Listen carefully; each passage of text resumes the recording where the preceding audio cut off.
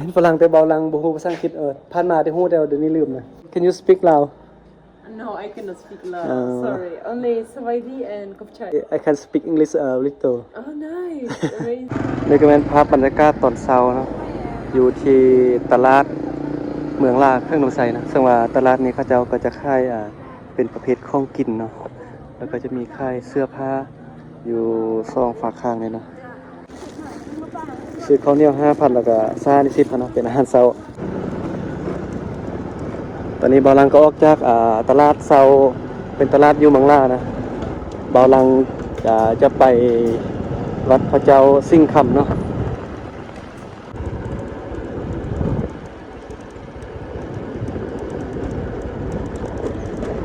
ทางขึ้นวัดพระเจ้าสิงห์คำก็จะอยู่ด้านเลยเนาะอยู่หน้าทางขึ้นพระเจ้าก็จะค่ายเครื่องถ่านเครื่องไซนี่เนาะ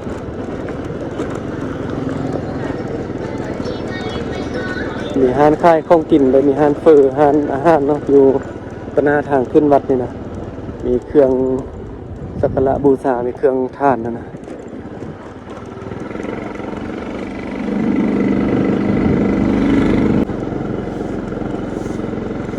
ขึ้นมาห้องน้ำก็จะอยู่ด้านนี้เนาะก่อนจะเข้าไปในวัดพระเจ้าสิงห์คำนี้บ่าวลังจะพาพ่อแม่พี่น้องเนาะมาเที่ยวชมอยู่ด้านนอกก่อนเพราะว่าบ่าวลังมานี่มาเบิ่งตอนนี้นี่บ่คือแต่ก่อนเนาะจากเมื่อก่อนที่มีร้านขายเครื่องอยู่หน้าวัดนี้แต่ว่าตอนนี้บ่มีแล้วเขาเจ้าได้ย้ายไปขายอยู่ด้านลุ่มเนาะอยู่ด้านลุ่มทางขึ้นวัดพุ่นน่ะเป็นหุบปันม้าแล้วก็หุบปันกวางเนาะฝีมือเขาเจ้าปันก็ถือว่าบ่ธรรมดาเนาะโอ้เห็นสร้างเห็นหุบปันแบบนี้แล้วก็จะมีซื้ออยู่ติดอยู่ข้างๆหุบปันแบบนี้เนาะหรือว่าซื้อคนที่ติดอยู่ปลายนี่เป็นผู้ที่นี่เนาะสร้างนี่ขึ้นมาบ่หรือว่าจะได้บ่ลังคาบ่แน่ใจเนาะอันนี้จะเป็นบ้านอาโนอยู่เมืองลาเครื่องใส่เนาะซึ่งว่าเป็นบ้านชนเผ่าอาคาเนาะจากคลิปก่อนที่บ่ลังได้ไปเที่ยวนะเบิ่งนะบ่ลังไปบ่เป็นแบบนี้นะหรือว่าบ่ลังไปผิดฤดูบ่หรือว่าจะไปฤดูหนาวบ่วิวมันจึงจะงามนะบ่ลังไปทึกสวงฤดูแล้งเนาะก็เลยว่าเส้นทางไปตะกี้ฝุ่นนะถ้าพ่อแม่พี่น้องท่านใดที่ว่าอยากจะเดินทางไปเที่ยวบ้านอาโนเมืองลาแข้งดมไซนี่บ่าวลังแนะนำว่าให้ไปช่วงฤดูหนาวเนาะอย่าไปช่วงฤดูแล้งนะเดือน3เดือน4นี่มันแบบมีแต่ขี้ฝุ่นมันน่ะไปก็วิวบ่ค่อยงามปานใดเนาะแนะนำให้ไปช่วงฤดูหนาววิวมันจะงามดีอันนี้มือกองส่วนตัวนะจางพิเศษมื้อนี้ ไปใส่นี่ถ่ายรูปดิดีบังเอิญมาเลยมาเห็นเพื่อนเนาะเห็นเพื่อนสมัยเรียนมาถ่ายนิดนึงเอาก่อนจะไปเข้าวัดนี่ก็จะมาเอานี่เนาะดอกไม้ไปกราบไหว้ไปบูชาหรือว่าไผที่ต้องการไปบะหรือว่าไปบนน่ะก็มาเอาขัน5นี่ไปเนาะ โอเคก็จะประมาณนี้เนาะด้านนี้ก็จะมีบอลให้เสาแผ่เบียงเนาะผ้าเบียงมีสิ้นนะถ้าว่าไผที่มากราบไหว้บูชาพระเจ้าสิงห์คำแล้วผู้หญิงที่ลืมเอาสิ้นมาเนาะผู้ใดที่ลืมเอาสิ้นลืมเอาผ้าเบียงมาก็สามารถมาเซาอยู่นี่ได้เนาะผู้หญิงก่อนที่จะเข้าไปในวัดพระเจ้าสิงห์คำนี่จะต้องนุ่งสิ้นแล้วก็ใส่แผ่เบียงเนาะนี่ก็เป็นบรรยากาศตอนเช้านะก็ยังบ่ค่อยมีคนมาปานใดเถอะปกติที่บ่าวลังมาเห็นก็จะมีคนมากราบไหว้มาบูชาหลายเนาะมีสาวต่างบ้านต่างเมืองต่างแขวงหรือว่ามีพี่น้องทางฝั่งไทยบ่าวลังก็เห็นมาคือกันเนาะที่ว่าเดินทางมากราบไหว้มาบูชานะโทมื้อนี้นี่บรรยากาศนี่ฟ้าบดเย็นเลยเนาะบ่าวลังกังวลแต่เรื่องเดียวเลยนี่กังวลว่าฝนจะตกถ้าว่าฝนตกนี่บ่าวลังเดินทางไปนี่ต้องห้ามฝนเลยระหว่างทางนะเพราะว่ามื้อนี้บ่าวลังจะเดินทางกลับบ้านแล้วเนาะสำหรับบ้านของบ่าวลังก็อยู่โตเมืองหุ่นแขวงดมไซนี่เนาะวัดพระเจ้าสิงห์คำก็เป็นจุดหนึ่งเนาะของเมืองลาเป็นจุดเช็คอินจุดหนึ่งของเมืองลานะถ้าว่าพ่อแม่พี่น้องท่านใดที่ได้มาฮอดเมืองลาแล้วยังบ่ทันมาถ่ายรูปบ่ทันมากราบไหว้บูชาพระเจ้าสิงห์คำอยู่วัดเมืองลานี่ก็ถือว่ายังบ่ทันมาฮอดเทื่อเนาะเพราะว่าวัดพระเจ้าสิงห์คำอยู่เมืองลานี่ก็เป็นเอกลักษณ์ของเมืองลานี่เลย เป็นวัดที่ศักดิ์สิทธิ์แล้วก็เก่าแก่เนาะเป็นจุดเช็คอินจุดหนึ่งเนาะถ้าว่าให้ที่มาแล้วฮอดเมืองล่าแล้วยังบ่มากราบไหว้พระเจ้าสิ่งคำก็ถือว่า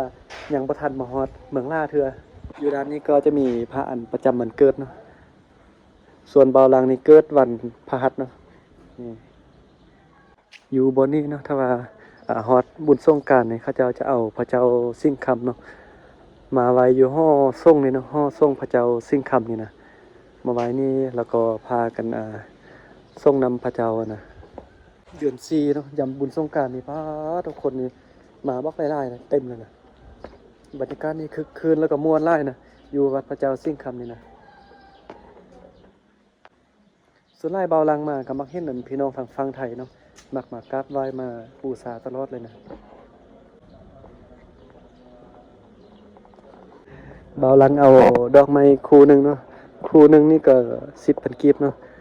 เอาไปกราบไหว้ไปบูชาไปขอพรเดี๋ยวเบาลังจะบอกเนาะว่าจะขอพรยังนะ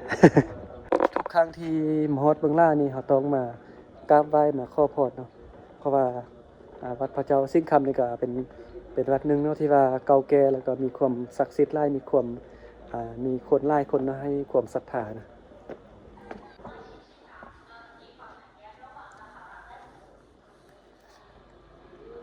นี่เนาะเขาจะมากราบไหว้มาขอพรแล้วก็เอาดอกไม้นี่มาตั้งไว้แบบนี้นะแล้วก็กราบไหว้ขอพรนะแต่ว่าเบาลังจะบ่จุดธูปดีกว่าเนาะโอเคนะเมื่อกี้บ่าวลังก็ได้กราบไหว้มาขอพรพระเจ้าสิ่งคำแล้วเนาะเดี๋ยวจะให้เบิ่งด้านนี้เนาะด้านนี้ก็จะมีใบเสียงโศกเนาะมีใบเสียงโศกอยู่นี่แต่ว่าบ่าวลังเลือกที่จะบ่เสียงโศกเนาะบ่าวลังคิดว่าน่าจะโศกดีตลอดปีแล้วปีนี้นะไปใส่ซาวน้อยไปโรงเรียนอ๋อนี่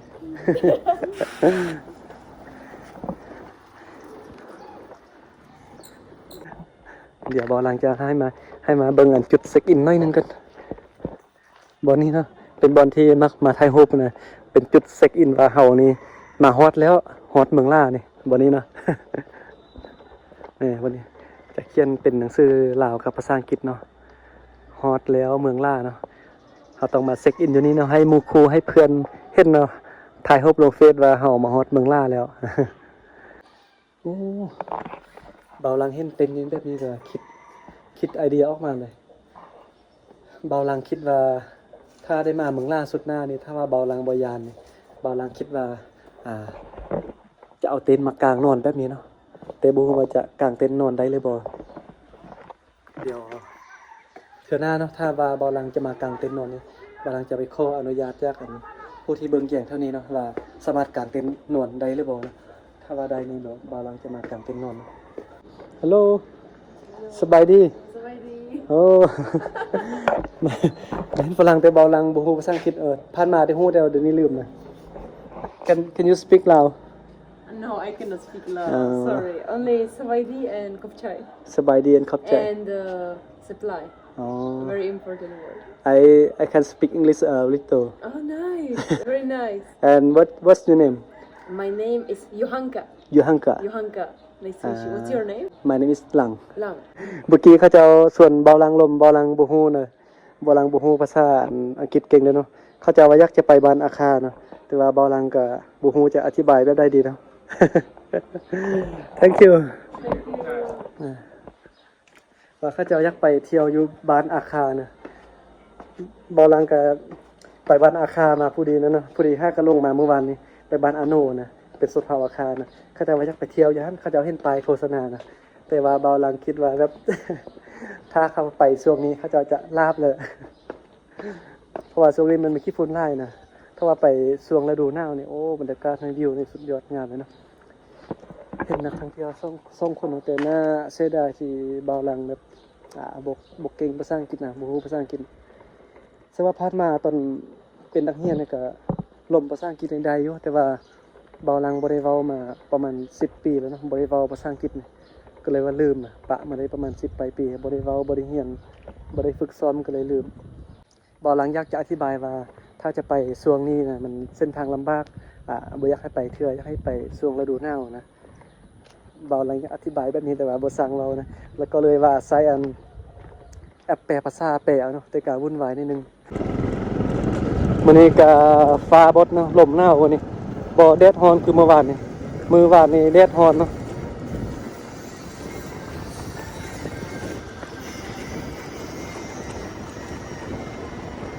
นะอยู่ด้านซ้ายมือนี่ก็จะมีมีตลาดเนาะเป็นตลาดขายของกินตลาดขายเสื้อผ้าเนี่ยเนาะแต่อยู่ด้านซ้ายมือนี้